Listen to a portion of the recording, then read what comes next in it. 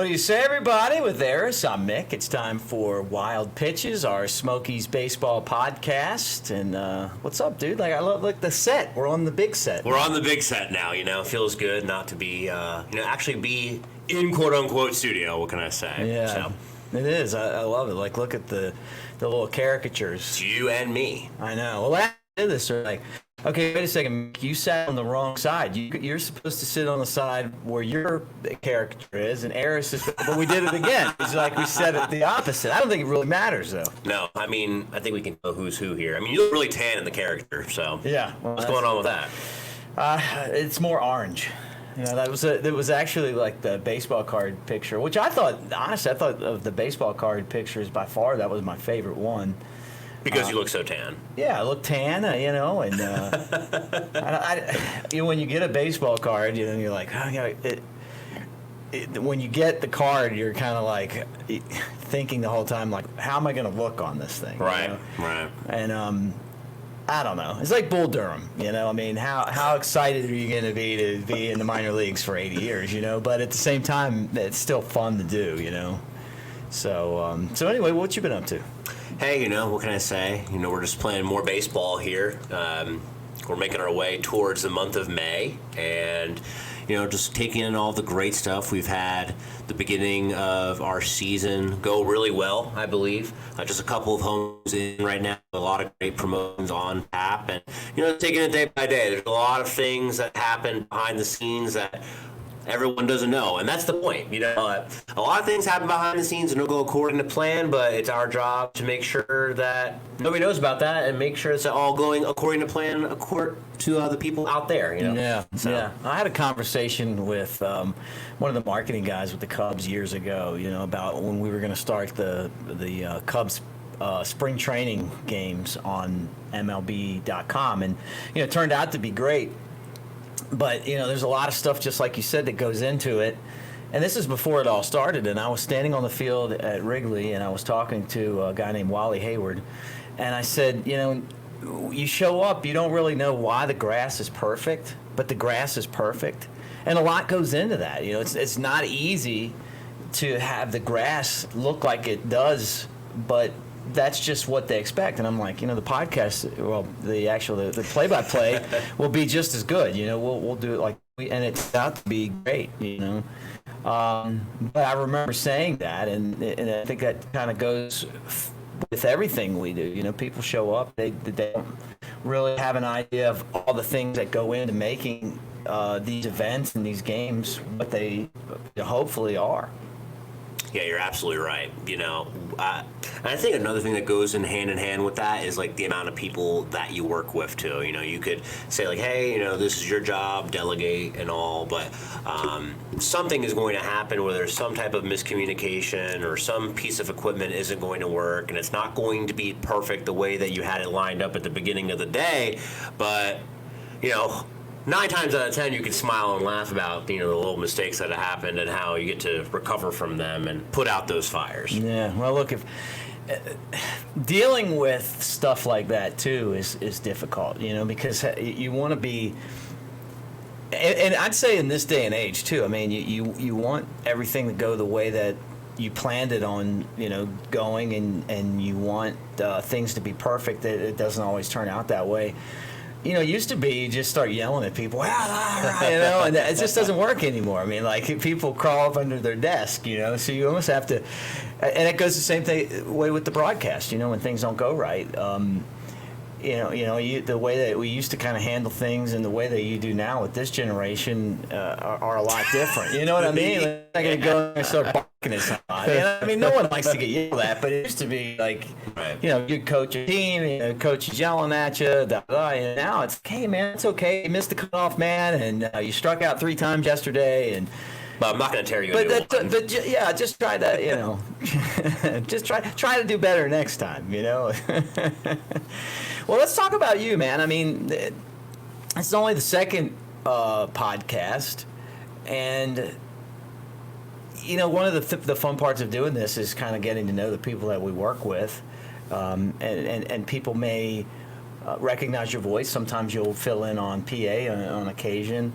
And then you also do a lot of the radio stuff, so like the teams promoting different nights. You'll go on different radio stations and TV and talk about that.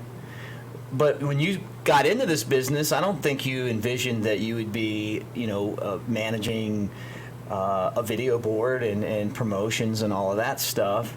So where'd you go to college, and then how did you get into baseball? Yeah, so this is my 9th year in minor league baseball, actually. So 3rd different team, and went to school in New Jersey, in Glassboro, a place that everyone has never heard of before. I've never heard of that. Where is that? It's about 30 minutes outside of Philadelphia. So it's in Jersey, and when I went to school there, I did my internship at Sports Radio 94 WIP. That's the sports radio station over there in Philadelphia. And I was an intern on the Mike Nike show. Michael Barkan, Ike Reese, former NFL player, played for a number of seasons with the Philadelphia Eagles. I remember him. And Michael Barkan, he's just one of those guys that's worked in Philadelphia his entire career. Right. Television, radio, pregame shows, play-by-play, post-game. He's just a personality that everybody knows. So it was truly a great opportunity to work with these two professionals. One with Michael because he's been in the business for so long, and then Ike because he's the flavor. He has the heart and soul of a player, so he really gets into topics. And it was not a surprise to have him screaming on the microphone, getting all riled up about what happened over the weekend at the Philadelphia Eagles game. Right. So getting a little bit to work with them was an honor. And after that, I worked for the Lakewood Blue Claws. So that's at that point was that's in Jersey. Yep. That was the A affiliate for the Philadelphia Phillies. That was in northern New Jersey at the time. And 2015, you're dating yourself. All right, who was there on that team? Reese Hoskins actually was a Lakewood Blue Claw at that time. A little before that, of course, they had all the big name guys from the World Series runs in 2009. Cole Hamels was there. Yeah. Ian Howard, Carlos Ruiz, all of those guys, they were there. But I always wanted to work in sports, and I did indeed want to work in media realm of it. Not necessarily knew what it was. I loved editing. I liked doing voiceovers. I just wanted to be. You do have a good voice, too. So thanks. I've had it my whole life. Right did they say that at the radio station? That they were they had to, right? Yeah. At the radio station, they gave me compliments, and to this day, I have people that I've just introduced myself to, and oh, you have a great voice, you should be on the radio. Yeah. And it's well, I also have a face for television, so it's a great everything's going on here. You say so yourself. Yeah, well, I'm pretty proud of the way I look and the way I sound. So you're doing an internship out of college.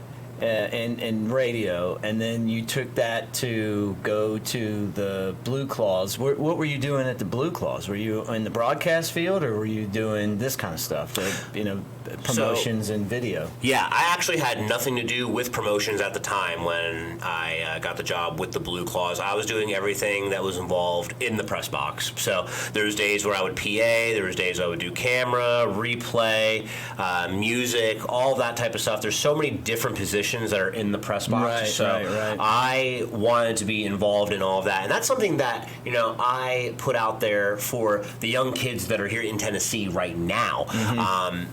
I get countless emails, and I'm sure you do too, from young and aspiring broadcasters. I want to be the play-by-play announcer for so on and so forth. Right. Please take me under your wing. Are there any opportunities? Bada, bada, bada, bada. And I get those emails all the time. So, but I tell them that, hey, unfortunately, we don't have this type of opportunity at this time. But I highly recommend that if you are interested in this thing, you should try to learn as much as possible and come into the press box, learn from what goes on here, what goes on behind the scenes of a broadcast, how we put on the show here at Smokies State. And just stay in the field. Would you say that's I think that's good advice. If you want to be in this, and if you're not related to someone famous that's been broadcasting, and you can't use nepotism, or or you're not best friends with somebody up there, you got to be really good and lucky. But the more that you learn, the more tools that you have in your belt, I think it definitely is going to open up opportunities for you. So no, I agree with that. So you did a season internship with the Blue Claws, and Yes. then you applied for jobs and got one out in California, because I know you came from California to the Smokies. Yep, that's right. So just as going on what you said before, if you don't know somebody and have that card in you where it's just like, oh, I know so and so, I can get this job. Like my entire career, I have done it not knowing anybody. It's just been. It's going to sound like I'm so full of myself, but it's just based off of, what I've done before. Yeah, being honest, It's like hard work and determination has gotten to where I was. Nobody knows who Aris was for the Lakewood Blue Claws, and then I applied to over 200 jobs after that season with the Blue Claws in television, radio, outside of sports, too. How long does it take to apply for 200 jobs? I mean, that's a lot of work. It was a few months. Yeah, it was a few months, and I got a bite with the Inland Empire 66ers. That time they're the high A affiliate for the Angels. So are they one of the teams that survived the California League? They survived, yep. Okay, They're so still in the Cali League, but they're not high A anymore right They're low now. A It's now. low A. Okay. So I'll never forget it where... Now is that a suburb of LA? It is in San Bernardino, so it's about an hour east of LA and about 45 minutes from Anaheim. Okay, so real close to where the Angels play. Yeah, I knew it was like right in there. Yeah, it's crazy. Like the California League now, it has 8 teams in it. The North and South, it's the definition of where everybody in the South is so close to each other within an hour and a half drive. And then up north is a little more spaced out, but, we were the 66ers with the Angels affiliate. We're a 20-minute drive from Rancho Cucamonga. Fun to say. Dodgers affiliate. And then we were an hour away from Lake Elsinore. Beautiful ballpark for the Padres. And then the Lancaster Jethawks. Okay. So that was an hour north of us. So everything was within a drive in distance. So what'd you do there? What'd you do there? What was your job? Yeah, so I applied for many jobs, and I got that bite in Inland Empire, and I got the email saying I got the job on December 21st, and my first day was January 4th. Okay. So I had to pack everything up that I had in New Jersey, and I drove across the country, did it in 3 days, made it to California. Which way did you go? 66 for the most part, 81 to 66. Yeah. So where's that? I drove from San Diego to Alabama in '96, and I was down like through Texas, and I came across Louisiana back into Alabama. I remember Texas took like 2 days to get there or something. I mean, it was crazy. It was a great drive. New Mexico was really cool. Places I didn't think I might never see again.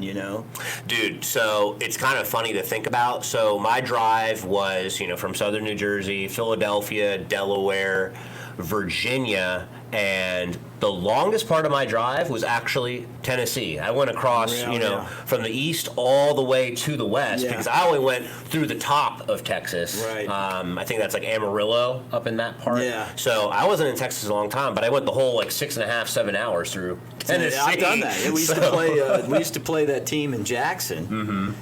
And it's a long drive. I mean, it really is. And that stretch from Nashville to Memphis is boring. Yeah. It's not a lot there, Nothing really going on in Oklahoma either. No, I'd like to do that though. Well, I always thought about this, not to digress here, but please go ahead. How fun it would be to go cross country and stop at every crappy bar that you pass on the side of the road. Like those places where you're like, I don't know if I should go in there. You just go in.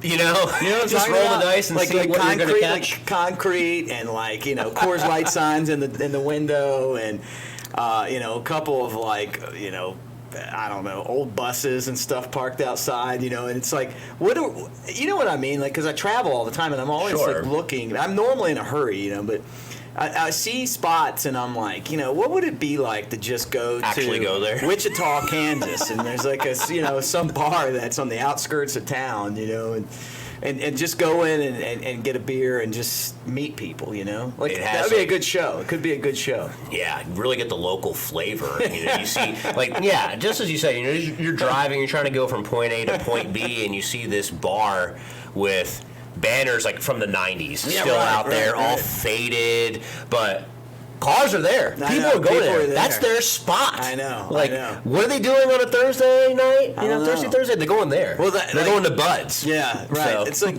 you walk in and everybody just knows immediately you're not from here. Yeah. You know, and the whole play, like the jukebox just kind of skips and everybody swings their head around. Does that actually happen in real life? I don't know. Movies, I don't know. I think like for me, you know, when I do end up going to places, a lot of times those are the best spots. You know, once you kind of get in and you get to know the bartender and then maybe a couple people, and then next thing you know, you're telling stories and having a good time and cutting up, you know. And so I don't know. That's how I envision it. Not like going in and someone knifes me or like, you know, which very well could happen right out of the gate. Yeah. All right. So let's get. so you go out to California, and what are you doing out there? Are you running the video board? You doing all the promotions and stuff? So when I first got the job there as another intern once again, and let me set the scene here for you, right? Set it. And this was 2016. 2016, and I got hired, and I was hired with two other interns, right? One's from Northern California and one's from Cincinnati, right? Don't know them. Two ladies, and all of us don't know anybody down in Southern California, so the team sets us up. It's like, all right, here we go. We're going to set you guys up 3-bedroom, 3-bathroom apartment, you know, because you guys don't know anybody, try to save some money on rent. Right. Great, awesome. Are they paying for it, or are you paying for it? No, we're paying for it. Okay, no. They just got you set up. Yeah, they just got us set up. It's like one of those college deals where it's like the bathrooms, like like everybody has their own room, and it probably has like a lock on it, and then like you have like a shared kitchen area. Yeah, kind of like thing. Exactly. But and every room has its own bathroom. Every room has its own bathroom. So like they call it the commons in certain spots, you know. So I get this job, you know, we're hanging out, whatever. I end up hating the one. The other one ends up being like one of my best friends to this day.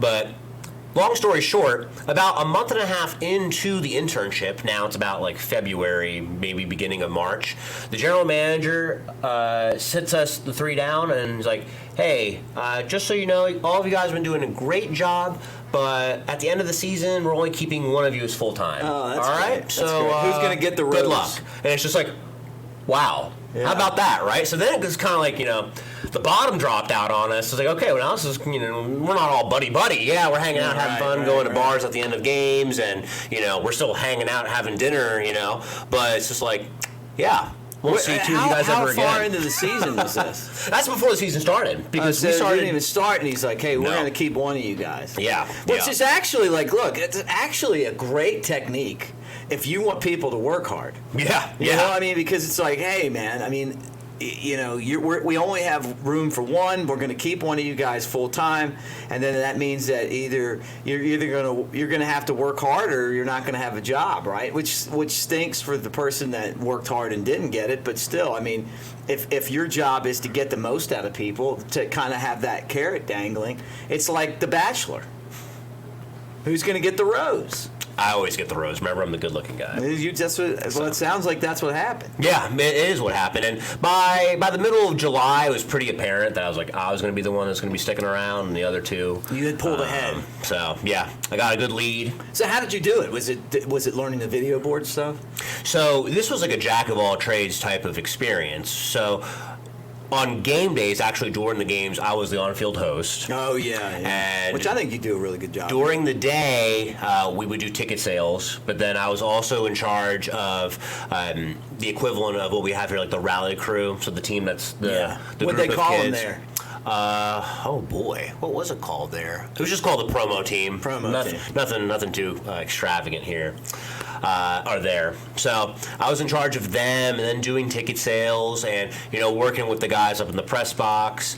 The one gal, she kind of spearheaded the whole social media aspect, I guess. Not really spearheaded, but that was like kind of her department. Right. And then the other one was community relations. So we each had our own little thing going on that on top of like doing ticket sales.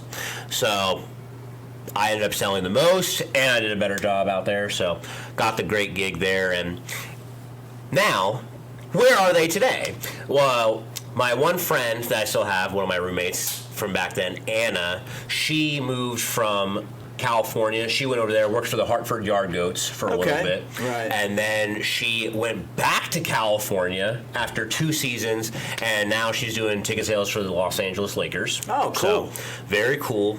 I mean, And I'm going then- to guess that if you're doing ticket sales, the Lakers are, I would say, the biggest draw in LA.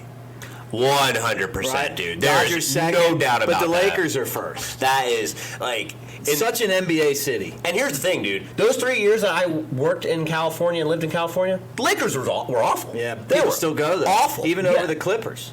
Oh, the Clippers were way better. Yeah, you know, and and they don't they play in the even same care. building. I Yeah, know, they don't even care. Doesn't even matter. No, nobody cares. Well, that's going to change, though, right? Like The that. Clippers aren't the Clippers getting their own building? I don't know. I don't know. For some reason, I think they are, but I could be wrong. Anyway, yeah, I agree. You're That's- rarely wrong. No, not what did Rush Limbaugh used to say? 99.9%. No, I'm just kidding. No, so she's doing ticket sales for the Lakers. So she's in. What about the girl you didn't like?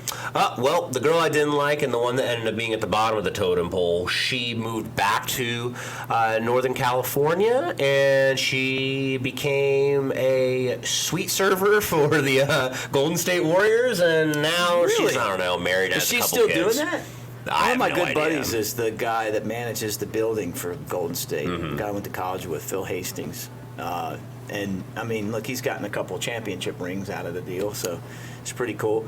You know, it's funny, though, when you start in this, you know, my first job was out of college was in Wilson in the Coastal Plain League. I got paid $500 a month. And I did not just broadcasting, but I sold corporate sales. Yeah. I hung fence signs. When we would have these tournaments on the weekend and different events at the stadium, I would work in the concession stands. I'd make hot dogs. I got fat because I ate so much of the Crap. The crap, yeah, like, you know, just in there, just eating all the I time. mean, ballpark favorites. Yeah. Yes, yes. Which look, man, I mean, we love them, but you want to definitely eat this stuff in moderation, you know? Wilson had these dogs, I forget what they were called, but they were thin red dogs, and then they had this chili that you would put on there. And it was like a North Carolina thing. Oh, and God. and it was great. Like, I mean, like, I couldn't get enough of it with a little ketchup on there. But anyway, I totally get it, man. Like, I think that having that experience is why I respect what everyone does around here so much, because, you know, I kind of had my you know, at least a taste of like what everyone's job is, you know. I mean, doing like stadium ops and just helping out, or, you know, doing corporate sales, which is something that I was pretty good at, and I enjoy doing that. You know, doing the, you know, marketing. We didn't have a video board, but still, I mean, like, that's kind of like when you get started. I don't know if it's still like that, but I think for us, obviously, we just had to do anything they asked us to do. And that's still something to this day. You know, I have a great group of people under me, interns and full-time, and they're out there hitting the pavement doing every single thing possible to make this organization successful and well-known and loved. You know, Yeah. That's passing out pocket schedules, that's hanging up signs around the ballpark, that's putting your neck out there and putting together 10,000 plastic Easter eggs for an Easter egg hunt that we're doing. People were talking So- about that. Obviously, I wasn't here, unfortunately, but I heard about it, and it was like 10,000 Easter eggs. I mean, that's a lot. That's a lot of eggs. It's a lot of eggs, and we had a really good crowd that stayed after the game what I heard. for the Easter egg Yeah, hunt. that's great. And it wasn't the best weather. No. However, there was still a good amount of kids. So it could only make you think, if it was good weather, Could have been huge. how many more kids would have been there? And those 10,000 eggs would have been gone in a matter of about a minute and a half. What were in the eggs? Different chocolates and candies, and sometimes some of the eggs had like little slips of paper good for like $10 gift cards Oh, or yeah. tickets to an upcoming game and everything. So it was fun. Man, I got this story, Easter egg story. I thought about it a lot this year. I don't know why. My great grandparents used to have. They lived in Butler, Maryland, like, and they had this farm, and they would do like Easter and my mom would like cook the best food ever. I mean, it's like one of those places where every Sunday they have like and people would just show up, like the family would just come and wait. Yeah, like it's wonderful. Not everyone was there at the same time either, and it wasn't like a sit down thing. It was like, hey, they're going to be over there after church, and then like what I'm saying. It wasn't really formal, but the food was amazing. So anyway, they had this Easter egg hunt. And I don't know why this story like it hit me this year, but somebody they used real eggs, like they did it. I mean, they were old school, right? So they colored eggs, and then you'd go out and find them. And I don't know why we wanted to have a basket full of hard-boiled eggs, but that's pretty much Must have smelled great. Yeah, well, I'm getting to it. You're gonna love this. So someone had put one of the eggs on the like the vent, the little vent thing on the back of the house. And the way that their house was like it was built into like the side of a hill. So the first was really kind of like underground. So it was always cool in there. They just the way they designed this house.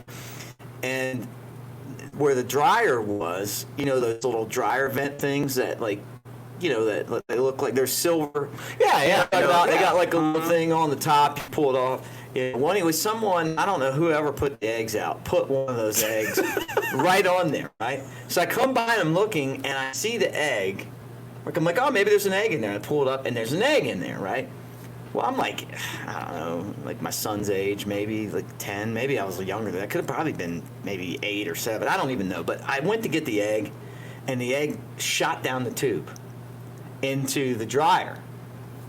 Wow. I was, like I'm in the like I didn't have time to go in and say, "Hey, the egg fell in." No, I mean, I'm on a quest. I'm on a quest to fill this basket up with as many hard-boiled eggs as I could. I could still see this egg. It was pink and purple, and I remember hearing it go down, and I was like, "Oh, that's cool." Like I didn't even know it was a dryer vent at the time. I just knew that the egg went down the thing. I couldn't get it. It's gone. Whatever. Yeah. Well, anyway, like I come back like I don't know, like a month later. And the whole place stinks, and they're just like they thought that like something had crawled and died, like because sometimes like like a mouse will die in your house, you can't find it, it's like in the rafters or something.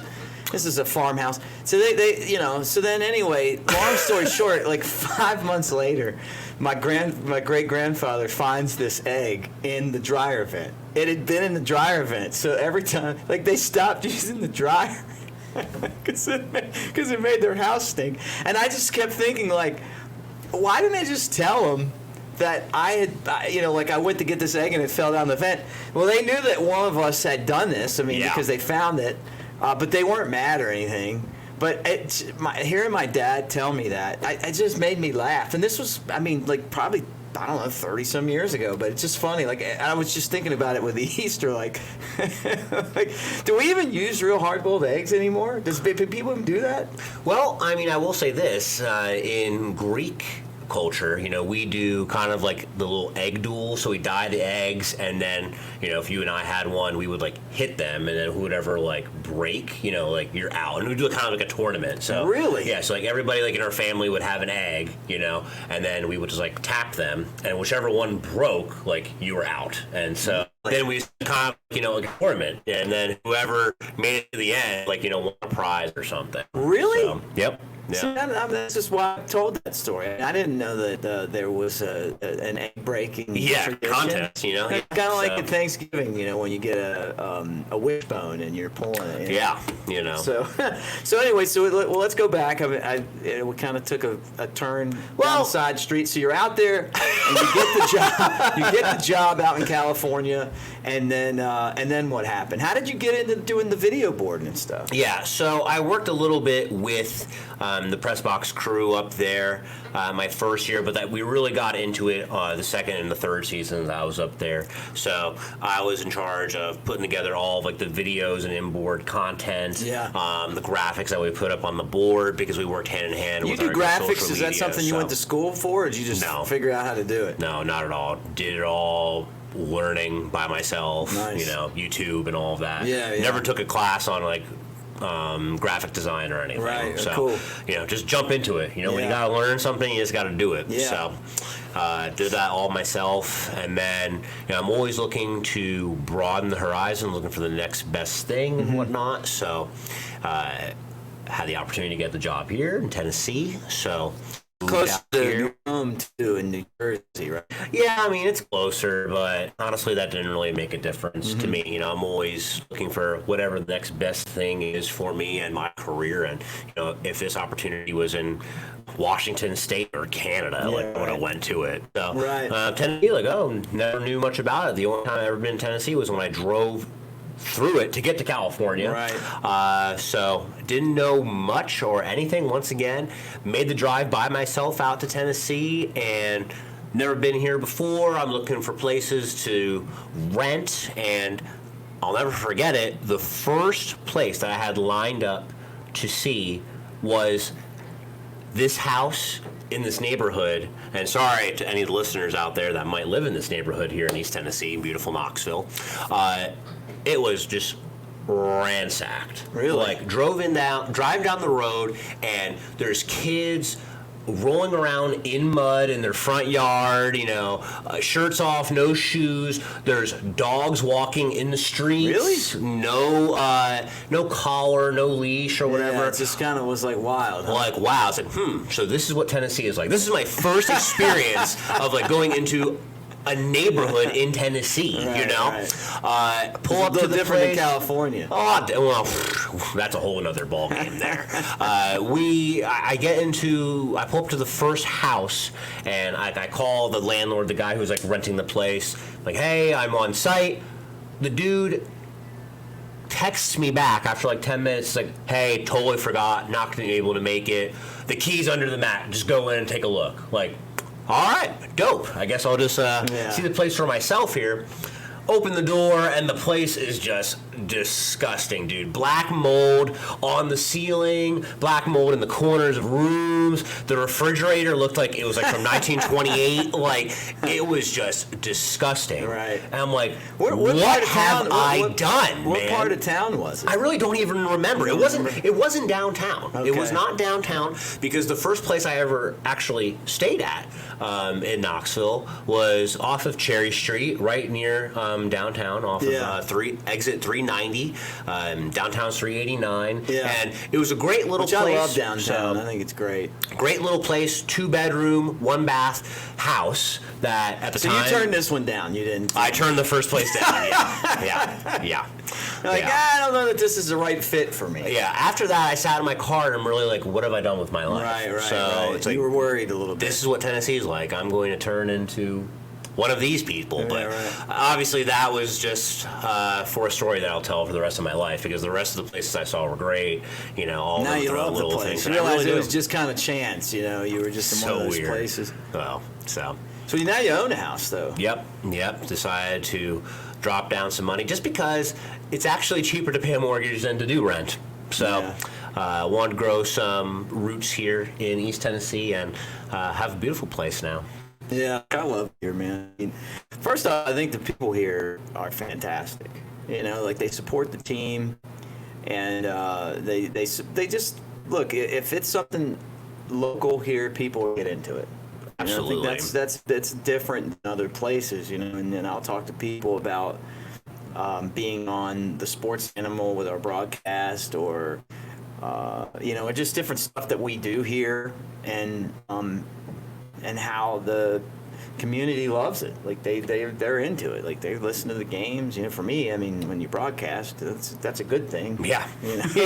People to give a crap, but they show up for our games, and they're just passionate about sports here too. Dude, you're telling me when I first moved here and saw how everything is that wonderful orange from UT, from what people wear, from flags that are outside their homes, how we have shutters that are that color orange, and even porta potties are that orange. It's wow, it's gotten pretty serious here. The first New Year's Eve that I went out to with my girlfriend at the time, we were in Market Square, downtown Knoxville, and they were doing a little ball drop, when it hit midnight to celebrate the New Year.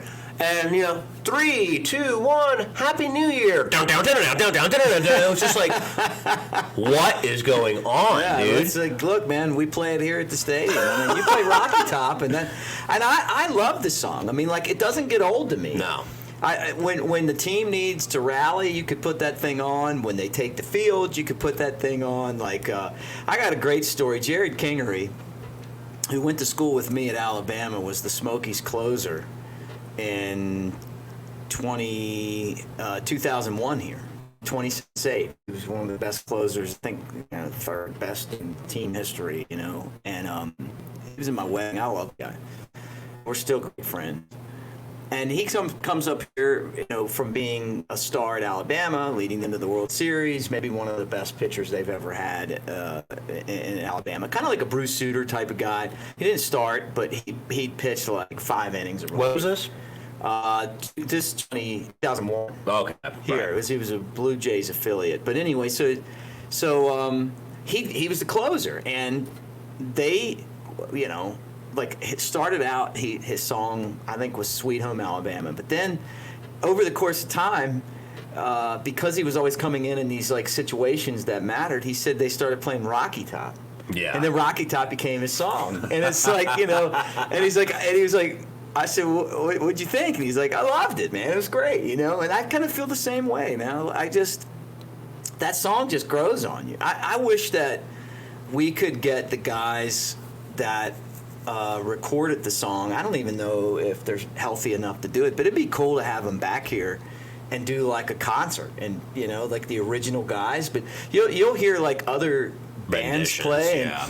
And the best Rocky Top story is that when I was a kid, my uncle had a band in our town called the Cold Cash Band, and they played country music like back in the 80s, and they did a record, back then. Like they did their own record.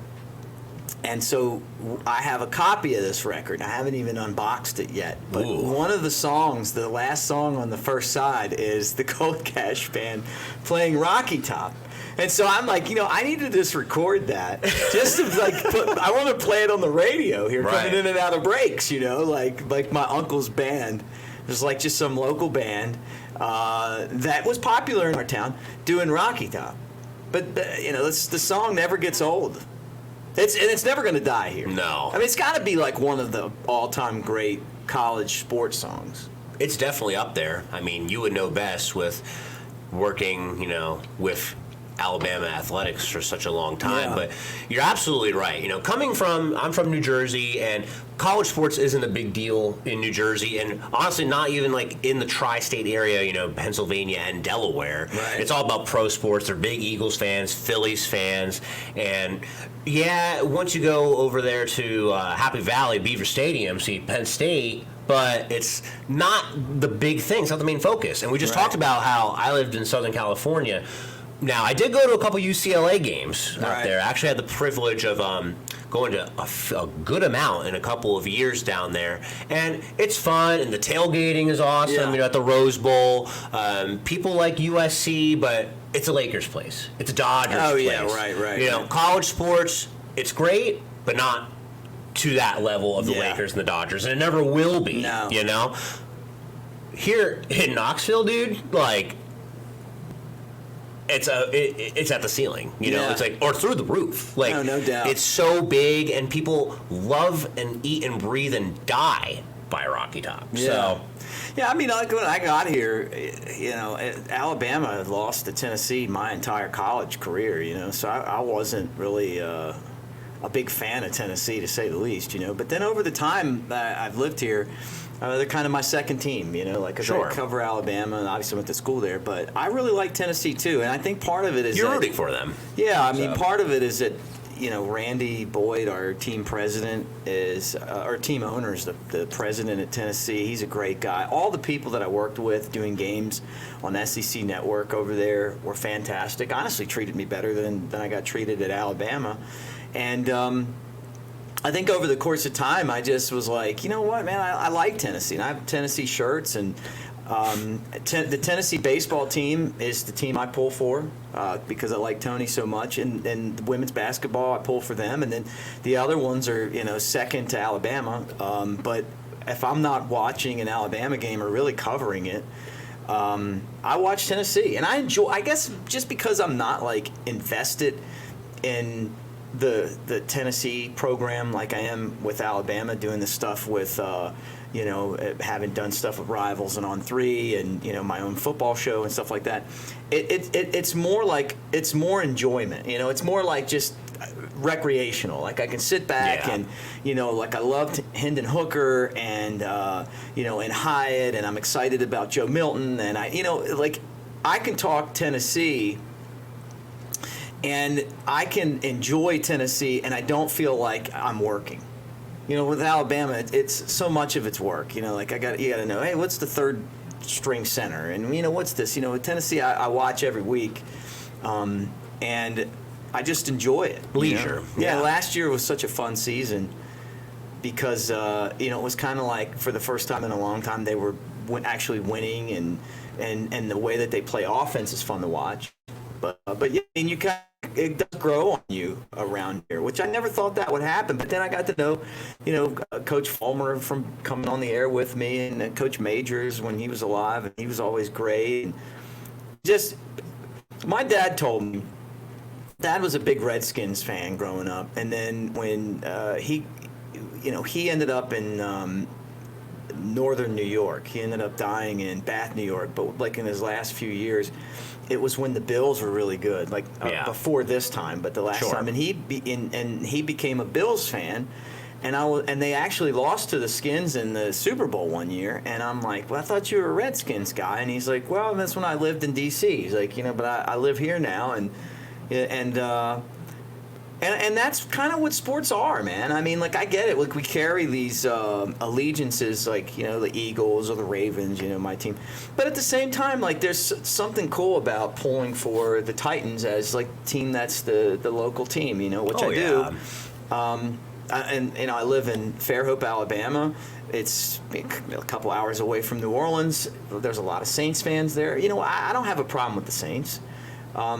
But when in Rome, I think that's a good concept to have. Pulling for the hometown team is good. It's camaraderie. It gets people on the same page and away from all the BS that's happening out there. Right. What brings people together, though? I mean, it's like if you can sit around and talk about, the local team that everyone else is into, it kind of brings you together with the community, and it's the same thing with the Smokies. I mean, like whether we're a Cubs affiliate or a Blue Jays affiliate or a Cardinals affiliate or a Diamondbacks affiliate, which have been our last four, or whoever, people, they want to see this team win, and I think they're going to support the franchise no matter, who the affiliate is. You're absolutely right, dude. We can put, 7,000 people in this ballpark, and it's easily 95% of them, they don't know any of the players on the field. They're coming here because they want to just have fun, blow some steam off, hang out with their friends, or take their family to the game, just have fun, get outside, enjoy the outdoors, have a couple of beverages, have a hot dog, popcorn, ice cream, whatever it is. You're having a blast, just hanging out, having a good time. Hanging out in a fun atmosphere. And, it's only icing on the cake when the home team has a home run, everyone's cheering, everyone's clapping, having a good time, and everyone is together as one, And in these games where, it's a Friday night in the summer, bottom of the ninth, the bases are loaded, like, that just makes it even more exciting. Yeah. So, and everyone is on the same page of like, all right, you can do it. Looking up at the board, Johnson, you're the man, right. Don't know who you are, but come on, dude, you're representing us now. I know. So I know. Look, I've been doing the broadcasting job here for a long time, and I think the biggest disappointment to me is how uncompetitive the teams have been that the Cubs have sent the Smokies. And I say this, look, and I say this, and I'm not saying it in a way where I get it. I mean, like, it's about winning at the big league level. And last year, the team was a win away from being the champion. But when you haven't won a championship since 1978, it'd be nice that over the course of time, maybe you just fall into one. And I guess that I would love to see this franchise win a championship on the field, just for the fans, man, for the people that show up here all the time, the people that win, lose, or draw are pulling for this team, and it would be great to kind of see what it would be like for, which I think is one of the most beloved franchise in our league, because of our fans, to get that experience of being a champion.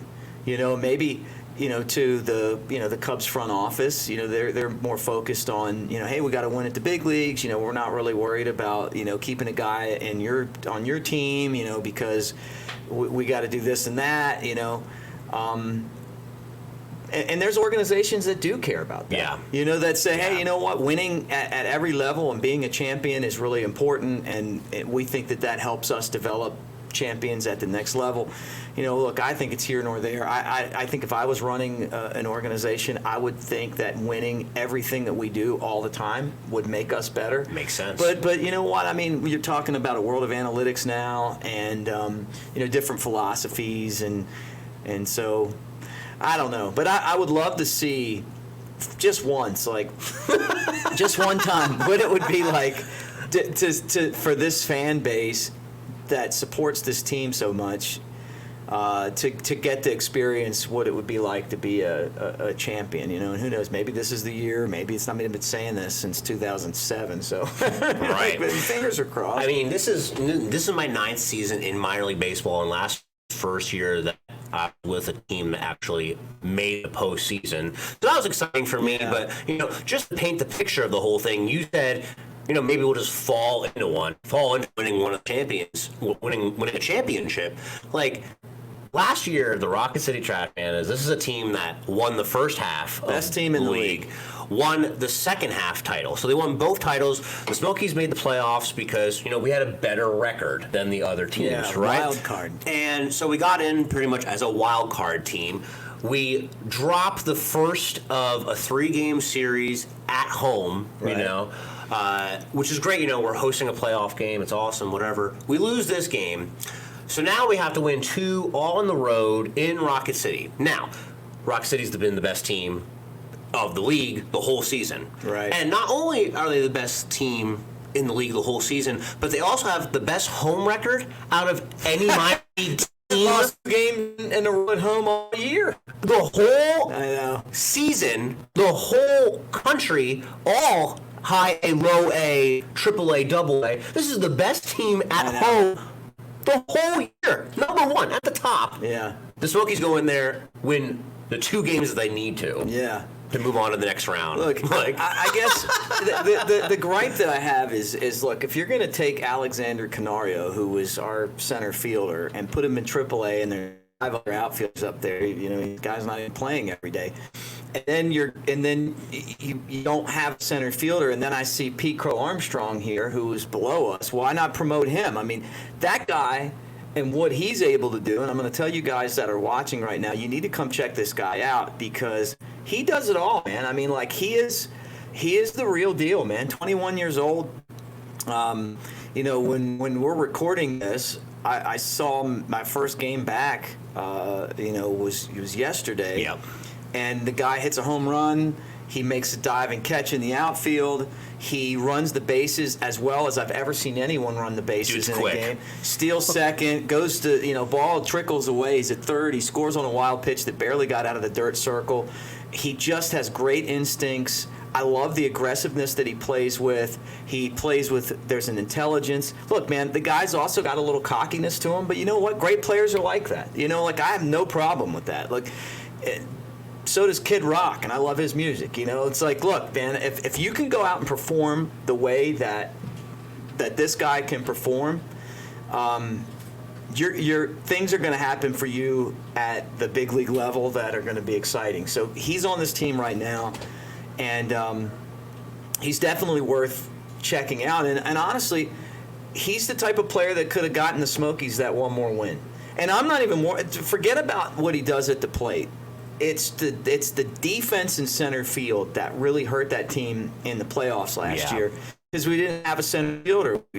After we lost Canario to AAA, and it's like, and that's minor league baseball. Look, I mean, I get it. That's kind of how this thing works. But that's how razor thin I think the margin was. Maybe one more pitcher could have helped too, but here nor there. The guy's awesome, and he's here now, so we might as well take advantage of it. And we have one of the best managers that we've had. I've got to get him on this podcast, but soon. Love the guy, man. Michael Ryan's great. The team plays the kind of the way that he manages, which is fundamental. Hard-nosed.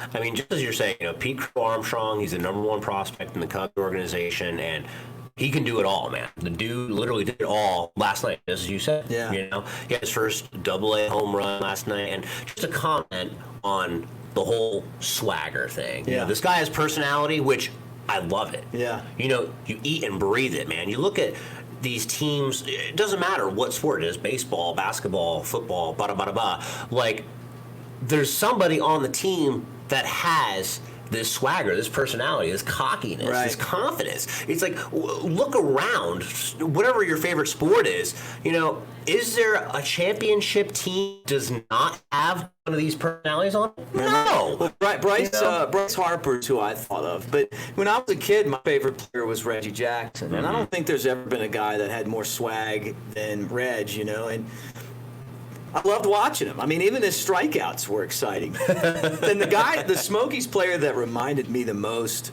of Reggie Jackson was Javi Baez. And ironically, that's who the Cubs traded to the Mets to get Pete Crow Armstrong, right? Weird. Yeah, and the weird thing, well, really the thing about it, and this is the tough part about making trades, is that the Mets gave up what to me is a legitimate prospect. Sometimes you see the prospect list. I've watched baseball for a long time. It's a long list, dude. It's a long list, and you'll have guys on there, and they'll be your top guy or one of the top guys, and I'll watch them, and I'll go, this guy's not going to make it. I can just tell. And it's like, why? Well, he can't hit a high fastball. He doesn't make adjustments. He doesn't have the power for a certain position. I mean, I don't know. There's just reasons, right? And part of it is that I played so much baseball coming up before I even broadcasted. I always wanted to know why the guys that were better than me were better than me.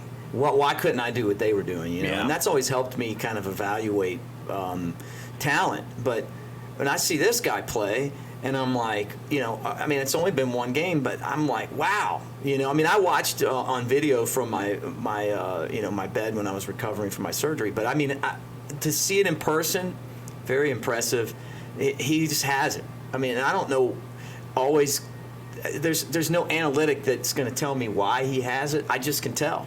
I can just tell. He reads the ball well. The guy plays the game at a different level, and when you're 21 years old and you can take over a game at this level, that tells me all I need to know. And I go back and I can tell you about Chris Bryant and Javi Baez and Kyle Schwarber and Ian Happ and a lot of these other first-round picks that came through that were excellent baseball players, and you kind of had that same feel. Him to me, I mean, I think like he's kind of like a leadoff hitter that could be like a prolific leadoff hitter. Like, this guy's going to get on base. I'll be able to dissect the game more as we move on. I don't know if he can bunt. I don't know how he moves runners, but I'll just tell you, man, like, just his ability to run like he can and read the ball off the bat and make contact. He hit a ball in last night's game that he ripped to right field. It was like he hooked it. Like, his wrists were so fast to the ball. You can't teach that. Like, that's just natural, man. Like, and that's how you become a guy that everyone's going, hey, this is a no-miss, a can't-miss guy. Yeah. With your ability to do that. So I'm excited about that. So this second to last year, I guess the last thing we'll talk about today, second to last year, in the stadium before we moved to Knoxville. And sometimes that's tough because, you're not going to be really like doing, something breaks, you better figure out how to fix it, right? It's true. It's true. Yeah, I mean, there's a lot of things here that we're working with that we'll say are not the newest of caliber for equipment. But still work, though. Still gets the job done with a little elbow grease and duct Yeah. tape, classic. But we're getting there. And we're still doing improvements to this ballpark too. We're not giving up on the ballpark right now. We're introducing a brand new luxury area down here. It's called the Hot Corner Landing. It's on the third base side of the seating bowl, and it's taking in the new wave of how to watch a baseball game. Right. Back in the day, it was let's put as many seats as possible in, and they're all pointed towards home plate. Let's watch the game.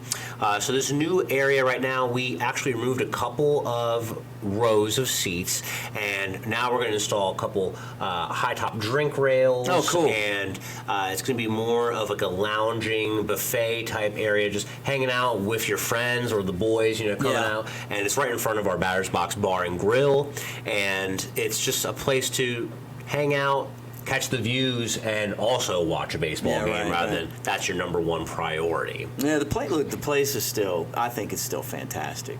I've been coming here since the first season, second season, because my buddy pitched on the team, and I used to stop by on my way home. Yeah. Back and forth from college, and it looks better now in a lot of ways than it did even when it opened, with the deck out and left, and, the different restaurants that are in here and stuff. And we take a lot of pride in this stadium. I think, and I travel the league, I still think we're the best organization in the league. I think from top to bottom we're the best, and that's not taking away anything from anyone else. But a lot of the success is hard to find, and when you do find it, it's like you try to keep those people around and push. And I don't know about you, but I always have fun coming to work too, man. I enjoy it here. You have to. Whoever said it first, where if you enjoy your job, you never work a day in your life. That's how I feel. Really, I do feel that way. I've been here probably the third longest. I think Doug, and Webby, right, and then me, which it just kind of happened that way. But I feel like a big part of that is that I have enjoyed it so much that it doesn't feel like I've been here that long. Like, I don't ever dread showing up, like, you know what I'm saying? Like, I enjoy the home games. Like, some of the road games, like, the other places, I don't want to put anybody else down, but I think sometimes you feel like there's a lot of going through the motions sometimes with some of these other teams. And the ones that do it the right way, it's always fun to be there. And then the ones where you kind of feel like the momentum going the wrong direction, it's different. And it's not easy, dude. Of course, we're, for me, we play 69 home games, and you're doing 138 games total, and it's hard not to go through the motions, especially for you, because you're doing the play-by-play call, and it's very easy to say, all right, here's Pete Crow Armstrong again. Yep, he went to the same school that he did yesterday. Right. Well, the hardest part of the play-by-play of this team have been some of the years where, towards the middle to the end of Theo's tenure. And I'm going to criticize Theo, even though I know he's one of the greatest executives of all time. Look. I think that there's so many great things that he did, but there was just this complacency throughout the system. And I think Jed Hoyer's done a good job of getting rid of that. But complacency, elitism, guys that I just don't. And maybe part of that is that there were so many good players in the big leagues that maybe these guys didn't feel like they were going to get a chance. I don't know. Pretty realistic to say. But it just didn't feel like the organization that was building to the World Series. It just didn't feel – it felt like it felt like a lot of title. And maybe that's why he left and did something else, you know. And I guess that's why, like, when guys, great leaders, I'm going to put him in that category, one of the greatest of all time. I mean, and it has to come down to him, even though maybe technically it's not him. It does have to. He's the boss, okay? And we're losing, you know, I don't know what, probably 6 out of 10 games, 7 out of 10 games, some of those seasons. Right. And it's not even that. It's not even the losing. It was just the approach that the players took and the detail that they had to the things that it was going to take for them to get to the next level. And those seasons were really tough behind the mic. Because you go out there and you know you're going to lose, you know, 6 out of 10, 7 out of 10, you know, like, and it was bad. So to keep people entertained, I mean, you know, first off, it's a minor league team, so you mentioned it before, you know, there's not a lot of people that are going to know it. When Chris Bryant showed up, everybody knew who he was. When Javi Baez, Klaus Schwarber showed up, people were pumped. It was so different. You know, they showed up to see that guy. Most of the time, it's not that way. And so those seasons, it was a grind to figure out how I was going to approach the broadcast every night. But I think that if you ask people that listened to it, they probably didn't even know, because we had a good time talking about, you know, the concession sandwich. That I remember one story. I mean, just an example. The Mariners were selling these, like, and I guess this is a delicacy in Mexico, but they're like dried crickets with like chili sauce on them or something. All right, sure, right? Yeah. And they started selling them at Mariners games, and that's a half inning. Yeah. You know, when you're going to lose that night, and it's just like, hey, I mean, look at your reaction right now. Yeah. But I mean, I would think you would try that, though. Oh, I would. I mean, like, you're a try food guy. So. I mean, those are the tough ones. Last year, the way that this team plays, you got some prospects. The organization has a lot of energy now. There's a lot of positive vibes that starts from the top and comes down. Man, makes it so much easier to do this job, man. I mean, like, you know, and you know that Jed Hoyer and the staff that he's putting together, and having guys like Michael Ryan, you know, former Cub Doug DeCenzo, who's been in town and stuff. Like, those guys make it fun, man. Like, that's, you know, you see the way that the team plays. They do play the game the right way. That makes the job, you know, that makes the job great. But I've been through the, you know, the good times, the bad times, the intermediate times, you know, and you just hope that no matter what's going on down there, that you can make it entertaining for someone to listen to. And that's the thing, you know, we definitely, you know, I think we mentioned it before, where it's like everything's better when you're winning, right? And I think even more imperative than that is, as long as things are competitive too, you know, it's, you know, my job here in-house, if you've ever been to a game before, you know, I put on the show that takes place at the ballpark, you know, outside the grounds crew and the baseball game that's actually happening. We're putting together all of the fun in between inning contests and the promotions and the music and the video board graphics and, you know, the prompts on the video board, all the fun interactive things that we have going on here. It's awesome. We have to mix things up every single day. We don't want to be complacent. We don't want people to know, all right, this first inning is brought to you by Bush's Beans every single game. No, that's awful. People are going to know what's going to happen here, and then you're just watching a rerun. You know? We want things to be different every single game here. But the competitive nature of it is, you know, middle of the first inning, 0-0, it's a better atmosphere already than if we're down 5-0. Yeah. Because now the people that are here, well, this game's over. Or we're done for. We're down 5-0, you know. And now getting the people riled up about having these kids getting giant pairs of underwear racing on the field is not exciting as it once was. If it was 0-0. Big crowd make it fun too, and you guys do such a good job. And I love the promo nights. I love getting into the promo night. You know, I'll dress up for some of them. I will say this, dude. I know we talked about your interpretive dance on Margaritaville night. I may or may not have purchased a couple costumes for you. Really? Yeah. So, I'm going to keep I that told you as to go dangling for I told you. you. I told you to the one year. I was like, you got to just do this. It is fun, isn't it? It makes the ballpark even more fun than it is. So these unique things like that. Yeah, no doubt, man. That's so funny. Like thinking about that, I can't wait. Elvis night will be fun. We got David Lee coming back to do Elvis. Dude, And did he you was see killer, dude? that guy? He's money in the bank. Yeah. Right? That guy is the guy that you need to see.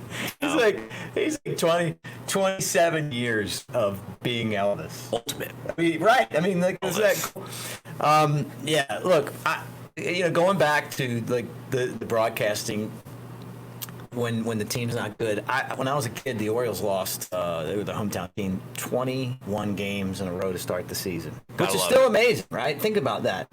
0-21, and John Miller, who's a Hall of Fame broadcaster. I mean, Yes. by far one of the best. One right? of the best. My favorite. I think he's the best one alive right now. I mean, he 'Cause was Vin's on. done, He was on Sunday Night Baseball, right, on ESPN. Yes. Like, yeah, he is. He has that voice. I just love the guy. Yeah, love him. when Listen Vin to him. retired, I think he became the best in the business. But he was the Orioles guy, and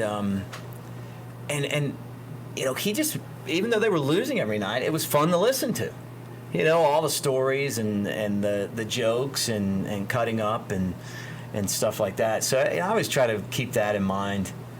But it does wear on you, man. I mean, I don't think I'm excited about this team because they're good. They're going to win games, and they play the game the right way. There's a lot of hits in the lineup.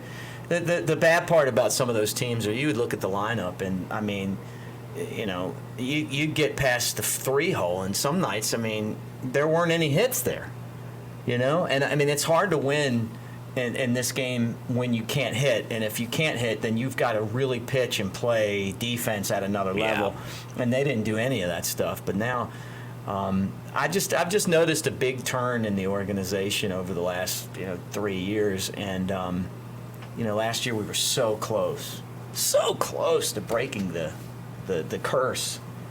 And hopefully, Where did this curse come from? I Why don't has know. God forsaken us? Yeah, we're like the second longest drought without an on-field championship right here. So, anyway, well, look, man. I mean, we just did a podcast. It was fun. Anything else you want to talk about before we say sayonara to everyone and pack it up? Hey, if you haven't done so already, feel free to catch a game. We got plenty of opportunities to do so very early in the season right now, and this is the hottest new podcast out there. So if you're listening, Wild pitches. you're right? Look at that. you're a smart and intelligent person, and from one good-looking person to another. If I salute you. If he doesn't say so himself. Yeah, guys, look, check us out, smokiesbaseball.com. Go ahead and come and hang out, and wherever you're listening, make sure you send us comments. If you have some suggestions on stuff you want us to talk about, we'll be doing shows together and apart. I mean, we're just going to kind of throw out some different podcasts depending on what our schedules are. But this is a lot of fun. That we wanted to do this and kind of talk candidly, like, about the things that we have going on. And so thanks for hanging out with us.